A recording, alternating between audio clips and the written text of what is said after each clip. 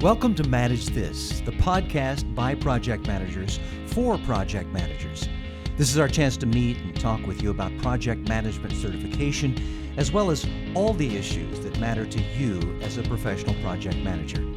I'm Nick Walker, and with me are the guys who can rightfully be called project management experts. They have the answers to your questions. Andy Crowe and Bill Yates, plus we are overflowing with experts today. With us, Louis Alderman, the manager of curriculum development at VelociTeach. I guess that's why we have a round table in our studio instead of a square one, because we'd run out of corners otherwise. Louis, great to have you here with us. Let's just start off with you. Tell us a little bit about yourself. When did you join the VelociTeach team? I came to VelociTeach in 2005. I was a customer of VelociTeach and a firm believer in the process of VelociTeach because it worked for me. So that was my first exposure to VelociTeach, and the longer I've been with the organization, the team, the better and better I feel about it. So it's just been a growth. Louis, you said you were a customer. Who was your instructor? I was privileged to have Andy Crowe as my instructor. How about that? A young man at the time that I was very impressed with. He had a lot going, and so Back in the day. he really represented VelociTeach very well. That's great. Well, so you've been in the trenches yourself. Tell us a little bit about that, maybe some of your experience. Well, I started directly out of college working for Hewlett-Packard Company. That was my first employer. And I worked for HP for almost 29 years, and then I took an early retirement, and within the same week went to work for VelociTeach. So it was sort of a planned project transition, so it worked well for me. At HP, I had various lives, and started off in technical support engineering, where I actually had my first tour of training and education by developing training for other engineers on our products and how to support them. That was about 25% of my career at HP. I spent another 25% in sales, enjoying going out and visiting and selling to other computer companies at the time. The second half of my career at HP, I had tours of duty as a business process analyst. I was an IT project manager, about 30% of my experience at HP. And then I served about another 10% there in the project management office, working with portfolio management and process design. So it was a great run, and I'm right where I'm supposed to be. Excellent. Well, which is right here with us. We thank you so much for being here with us, and we will see you from time to time again, I'm sure, on this round table. Looking forward to it. Hey, let's jump right in. One of the things about this podcast, at least for me, is that almost every time we meet, I tend to learn a new word, a new phrase, a new concept, sometimes a new abbreviation or acronym. And one of those is the main topic of today's podcast. It is, drumroll please, the PMBOK Guide. PMBOK, P-M-B-O-K. And that to me is kind of a mysterious one. So Andy, this is my educational moment. Okay, what is the PMBOK Guide? Well, it's a very important document for us, Nick, as project managers. It's an acronym, and it actually stands for a guide to the project management body of knowledge. So it's a book, and it's a big, thick book. It's an ANSI standard, and I believe it is the only ANSI standard for project management out there right now. It's certainly the accepted one. The point of it is it defines these knowledge areas, and these knowledge areas that project managers are supposed to follow. They're considered to be good practices to implement. So the way I think about it, there's sort of two elements to it, two directions. One is it's descriptive of what a project manager should do. Maybe prescriptive is a better word. It's prescriptive of how we should practice project management in sort of a best practices and processes kind of way. And then it's reflective of what project managers, what PMs are doing out in the field. So every few years, they run a role delineation study. They look at what managers are actually doing, and that gets some of those best practices get folded back into the PMBOK Guide. So it is a really important document for us. So, Bill, this, I take it, is not necessarily a step-by-step guide, Right. Step A, do this, and then you'll be Yeah. successful. Yeah, great point. The PMBOK guide has 47 processes, but you can't look at that. If you're an engineer, your temptation is to look at that and say, oh, here are the steps that I need to take as a project manager, 1 through 47. And it's not intended for that purpose. It's best practice is to apply to most projects most of the time. There's some things that will not be applicable. So I hear people refer to it more as a framework than a cookbook. I like it's that. not a cookbook approach. And it's not a methodology. Right. It gives you the tools to build a methodology. It gives Mm-hmm. you the processes, which are sort of building blocks.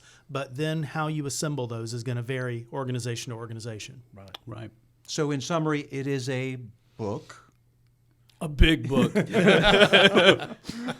It's massive. It's published by PMI, right? The Project Right. Management Institute. And this is a volunteer effort. Volunteers work on this. And, as we've talked about on podcasts in the past, project management is an ever-changing and ever-growing field. So my guess is that the PMBOK guide has to change as well. There have probably been several editions over the years, right? Right. And so every 4 years, this ANSI standard gets updated. It goes through a pretty dramatic process. People give their input. There's a lot of times a general idea of what needs to be done. Then they open it up to the community in an exposure draft, and you get comments. And that's what we're here to talk about today. They've given an exposure draft for this new update. We've currently, in fact, Bill said a moment ago there were 47 processes. He was referring to the current 5th edition. But they've now given us a 6th edition exposure draft. So for PMBOK nerds, and I think we probably qualify as that, I'll own that title. I confess. For people who get excited about this type of thing, this is kind of an early sneak peek. This is sort of like the fashion show in Paris, where you get to see sort of what's coming down the pipeline. It hasn't translated onto shelves and onto clothing racks yet, but it's coming. And so we've gotten a chance to review that. We've gone through the 6th edition, some of us more than others, and have pored over it and looked at it. All right. If we can just go back for just a second, why? Let's talk about why. Why does the Project Management Institute update the standard every 4 years? Yeah, one of the reasons I think Andy has touched on the perspective of the project manager, we want to make sure as we're professional project managers that the standard, the ANSI standard for project management reflects reality. So it's a bit of a reality check. Andy mentioned the role delineation study. The three of us have spoken on that before. And about every 6 years, that role delineation study is conducted by PMI to look at practitioners and make sure that the standard reflects reality in terms of the roles that they're serving on these projects. So they want to keep it fresh. They want to make sure it's relevant. And we'll, again, to hold back on the ammunition a bit, but we've seen some changes in that exposure draft that reflect some of those And Nick, reality maybe checks. the clearest answer for this is because the world we live in changes. Yeah. Practices change, customs change, new techniques emerge, new discoveries are made, new technologies come in, and the PMBOK guide doesn't do a lot with technology so much, but all of these things it needs to be kept fresh. It will get stale if it doesn't get updated over time. So 4 years is the general cycle. You know, Andy, it's been said that Latin is a dead language because it doesn't go through the inflections, the changes with society, because it's not anybody's first language, I hope. But project management is not dead.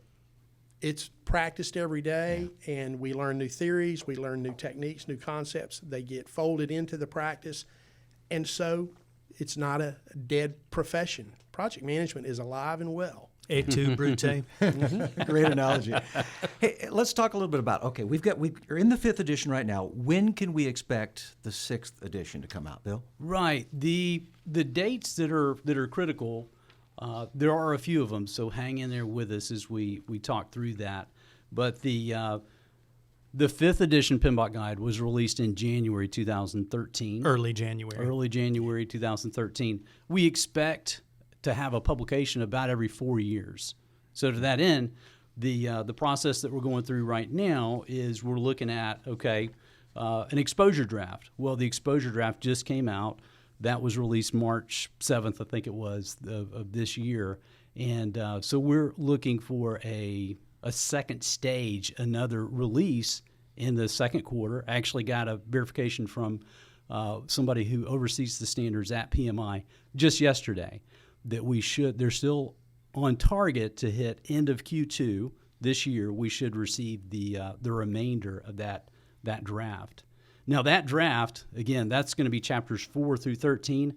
That'll be the meat. Right? And what is that? What are chapters 4 through 13? Yeah, Bill? chapters 4 through 13 go into those knowledge areas, those 10 knowledge areas. Starts with integration, ends with stakeholder management. It's got the big ideas, the time, the scope, the cost, the quality, the big topics, the sandboxes that we play in, if you will, as project managers. So to answer your question specifically, we anticipate that the final published 6th edition PMBOK guide will be quarter 3 of 2017. So this is not a rush job. It will be. Nick, I was on a volunteer on the 3rd edition, and there is so much work to be done by the volunteer committee. And one of the things we had that just sticks in the back of my mind, we had to adjudicate over 7,000 comments. Wow. People would read it, they would comment, they would ask questions. Some of them found problems. Some of them had ideas that they thought would make it better. The committee has to review it. It is an intensive process and a labor of love for the people who do it. But you say that the exposure draft was released on March 7th of this year, and you've seen the draft. So what are your impressions of it so far? Bill? Yeah, I like what I see. Let's start at a high level. One of my first checkpoints is going to be, okay, have they added another process group? No. It's still initiating, planning, executing, monitoring, controlling, and closing. Good. Is there another knowledge area? Because Last time there was. Yeah. That's They right. added, what was the one they added last time? Stakeholder management. Sure. Yeah. So they took communications, that topic, and split it into 2, and really stakeholder management came out of that. There are no new knowledge areas, so we still have those 10. So that's good news. And then as we started to look at what's in the exposure draft and what do we have so far, what do we not have? Because they've done it a little bit differently this time. They split out. The exposure draft has less information for us at this point to view. As I alluded to, it doesn't have chapters 4 through 13 yet. But the 2 sections that we saw in the exposure draft were able to line up with the 5th edition PMBOK guide and kind of flip the pages and see what kind of changes we would note. So there's some new elements to it.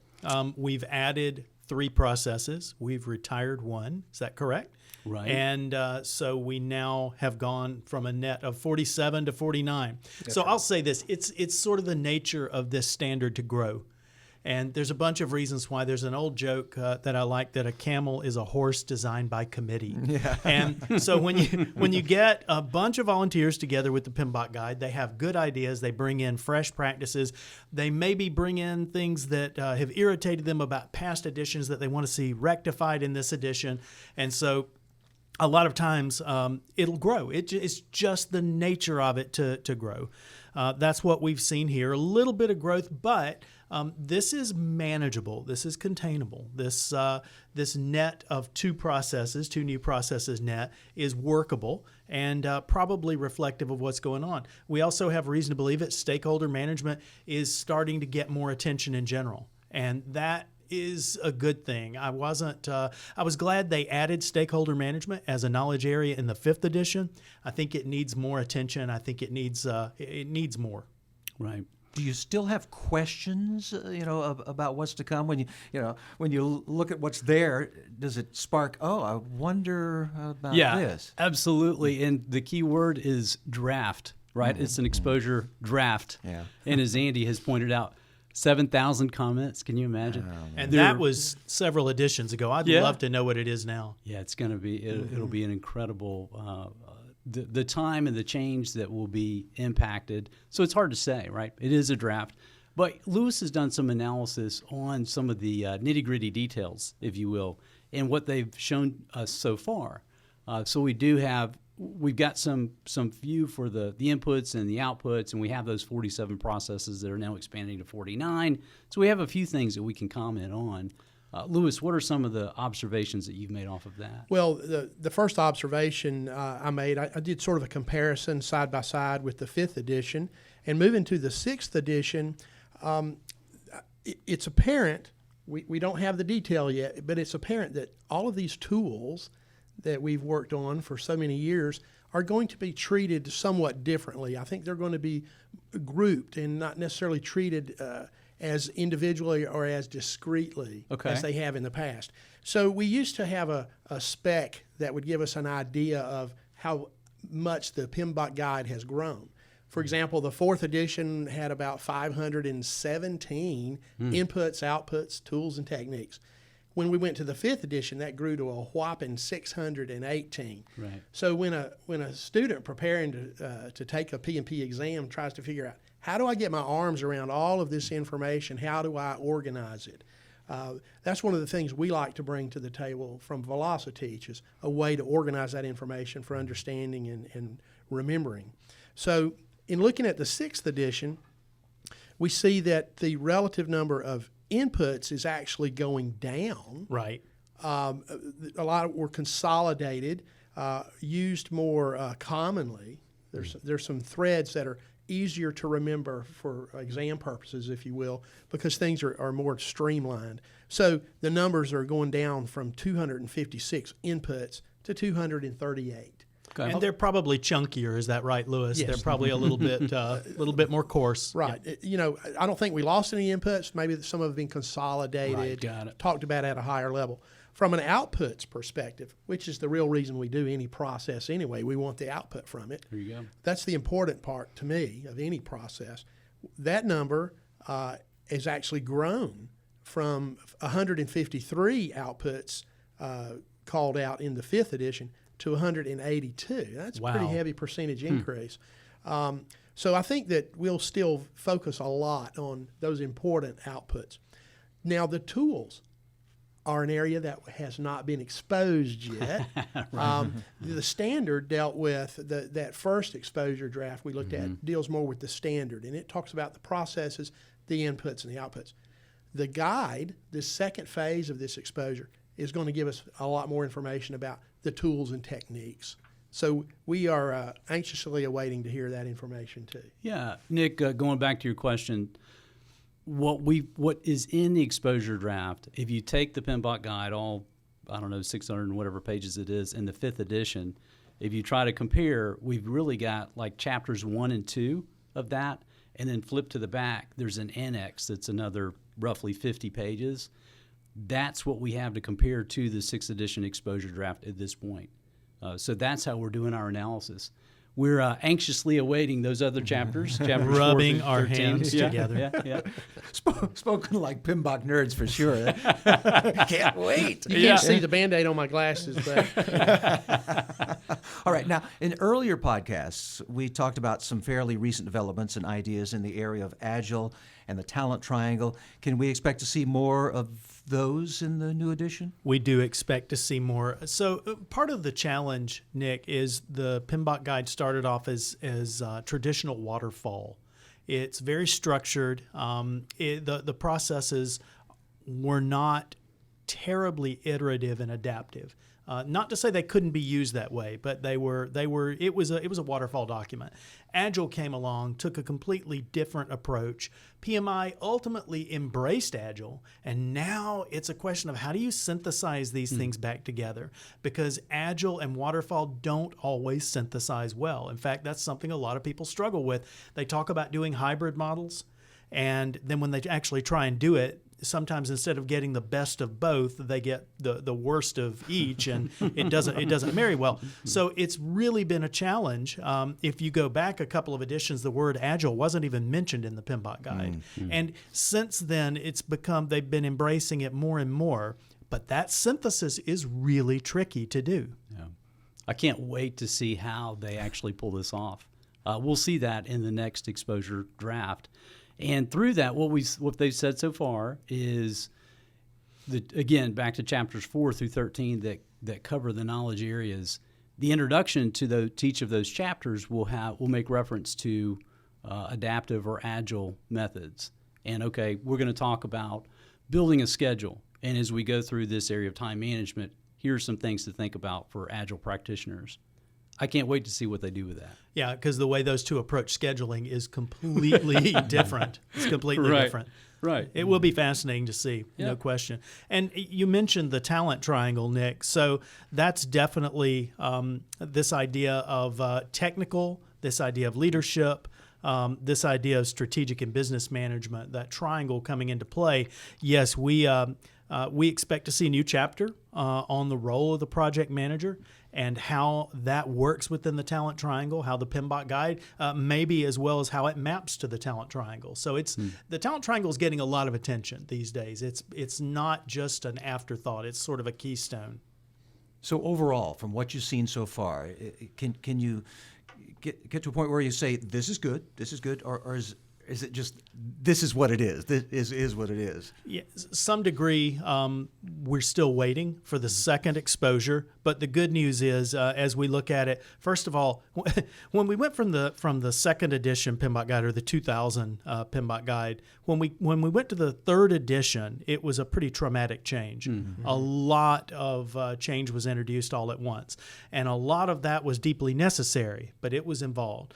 Fourth edition wasn't that big. Fifth edition cleaned up some things and grew and expanded. Mm-hmm. And so what we're seeing with the sixth is it's sort of continuing that trajectory. There's a lot of things being cleaned up, a few things being added, maybe not a lot of change at this point, or at least not a lot of unmanageable change. Right. So what's the next step? Again, what are we waiting for now, Bill? And yeah, where do we go from here? We'll receive another exposure draft that'll come out later in quarter two. Mm-hmm. So we're anticipating seeing that. That'll be, again, chapters 4 through 13.